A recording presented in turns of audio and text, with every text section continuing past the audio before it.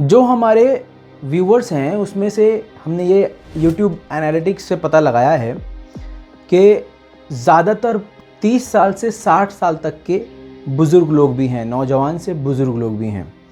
और मुझे बहुत सारे मैसेज आते हैं इंस्टाग्राम पे जो कहते हैं कि मेरी फैमिली, बच्चे बोलते हैं मेरी फैमिली में पापा, दादा, नानू फ़ैन हैं आपके, सब लोग साथ मिलकर देखते हैं, परिवार देखता है। तो उन सब का एक तो मैं शुक्रिया अदा करना चाहता हूँ, और आज जो लोग घरों में मुझे देखते हैं पूरे परिवार के साथ, उनसे एक गुजारिश करना चाहता हूँ। आप लोग ना अपने बच्चों से कहिए कि बेटा सारा दिन तुम YouTube पे कुछ ना कुछ कंटेंट देखते हो, आज वक्त है थोड़ा सीरियस होने का। कॉमेडी, डांस, मूवीज़ ये सब अलग चीज़ें हैं, लेकिन आप अपने बच्चों को ये भी समझाइए कि YouTube पे ऐसे कंटेंट भी देखें जो उनके प्रेजेंट के लिए और भविष्य के लिए फ़ायदेमंद हो, क्योंकि टीवी पर उनको सिर्फ झूठ दिखाया जाता है, और जो चीज़ें हम जैसे यूट्यूबर्स आपके बच्चों को दिखाएंगे ये उनकी पढ़ाई में भी और आगे आने वाले दिनों में भी फ़ायदेमंद रहेगा। सलाम, नमस्ते, सत श्री अकाल। मैं हूं रज़ा और आप देख रहे हैं दोस्तों रज़ाग्राफी।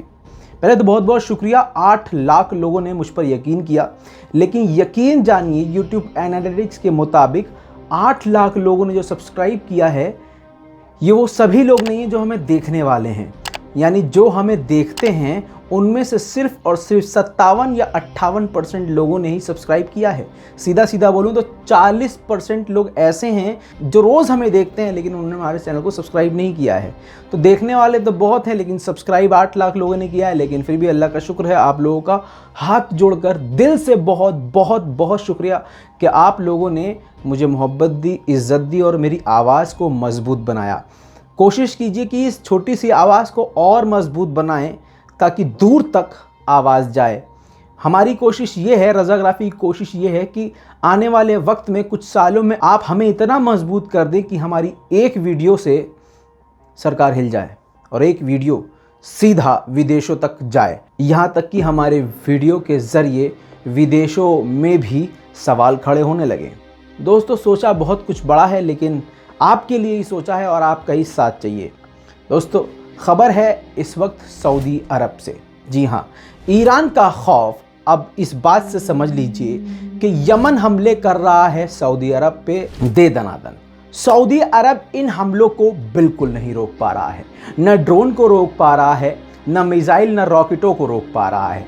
हालांकि आपको ये अच्छी तरह से पता है कि सऊदी अरब ने इंग्लैंड की सेना और विदेशी सेना भाड़े पर मंगाई हुई है। अच्छे से अच्छे असलहे और बड़े से बड़े, क्योंकि पैसे ही कभी तो सऊदी अरब के पास कभी भी नहीं थी, तो अच्छे से अच्छे असलहे और रडार सिस्टम भी सऊदी अरब में मौजूद है। इसके बावजूद यमन बड़े आराम से सऊदी अरब के किसी भी ऑयल टैंक पर अटैक कर देता है, ऑयल फैक्ट्री पर अटैक कर देता है, एयरपोर्ट पर अटैक कर देता है। सिर्फ इतना ही नहीं, यमन का ये भी दावा है, जो साबित भी हुआ है, कि वो कहीं भी सऊदी अरब के किसी भी इलाके में, प्रांत में अटैक कर सकता है। अब सवाल यहाँ पर यह पैदा होता है कि सऊदी अरब की डिफेंस सिस्टम इतनी फेल कैसे हो सकती है, जबकि वो डबल दामों में बाहर से हथियार खरीदता है, एंटी बैलिस्टिक मिसाइल खरीदता है, एयर डिफेंस सिस्टम खरीदता है, और लगातार 3 महीने से इसके ये सारी प्रणाली फेल होती जा रही है। दोस्तों यहाँ पर यमन को छोड़ते हैं, आपको यहाँ पर बता दूं कि एक तरफ से यमन ने तो अब अटैक करना शुरू किया है, लेकिन इसी बीच में जैसे ही यमन कुछ वक्त के लिए हमले रोकता है तो फ़ौरन सऊदी अरब उस पर हावी होने की कोशिश करता है। लेकिन दुनिया के सामने इस वक्त सऊदी अरब बेचारा और मासूम बनने की नौटंकी कर रहा है। आप अगर सऊदी अरब के भक्त हैं तो आपसे हाथ जोड़ के माफ़ी, लेकिन सच्चाई यही है। दोस्तों मैंने आपको जैसे समझाया कि इतना पैसे वाले होने के बावजूद, इतने बड़े बड़े हथियार होने के बावजूद वो यमन के हथियारों को नहीं रोक पा रहा है। इससे ये साबित होता है कि सऊदी अरब का पैसा भी फेल है, और सऊदी अरब जो बाहर से सेना बुला रहा है वो भी पूरी तरह से सऊदी अरब में फेल हो चुकी है। दोस्तों अब यहाँ से आगे बढ़ते हैं। दोस्तों सऊदी अरब के विदेश राज्य मंत्री आदिल अल जुबैर ने ये मीडिया के सामने अब थक हार के बात रखी है कि जो यमन जिन ड्रोन और मिसाइल और रॉकेटों का इस्तेमाल कर रहा है वो ईरान के बने हुए हैं। जी हाँ, पूरा इल्ज़ाम ईरान पर मढ़ दिया गया है और कहा है कि ड्रोन, ख़तरनाक जो ड्रोन हैं जो सऊदी अरब के अंदर घुस के सऊदी अरब की बड़ी बड़ी इमारतों और बड़ी बड़ी फैक्ट्रियों को निशाना बना रहे हैं, वो रॉकेट और ड्रोन ईरान के बने हुए हैं और ये पानी के रास्ते यमन तक ईरान के ज़रिए पहुंचाए गए हैं। दोस्तों, सऊदी अरब वो है जो कल तक ईरान को ख़त्म करने के ख्वाब देख रहा था और अब सवाल ये पैदा होता है, सऊदी अरब के विदेश राज्य मंत्री के बोले जाने पर सवाल ये है कि क्या इसका मतलब ये समझा जाए कि ईरान के ड्रोन और ईरान की मिसाइलों से आप सामना नहीं कर सकते और उनको रोकने में पूरी तरह से फेल हो चुके हैं।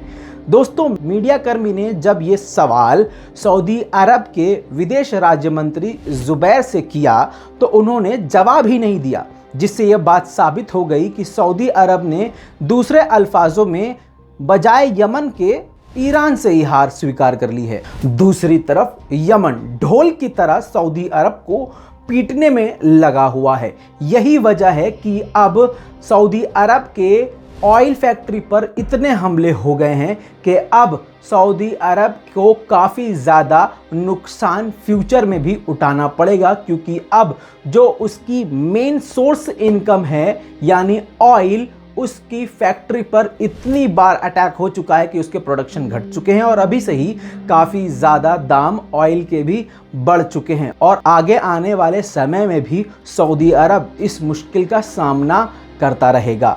100 की सीधी बात यह है कि यमन से जीत नहीं पा रहा है और इसी बौखलाहट में एक तरह से ईरान से भी अपनी हार और ईरान का भी अपने ऊपर जलवा एक्सेप्ट कर चुका है सऊदी अरब। इस पूरी रिपोर्ट के बारे में आपका क्या ख्याल है, नीचे ज़रूर कमेंट कीजिएगा और चैनल को सब्सक्राइब ज़रूर करें। जय हिंद।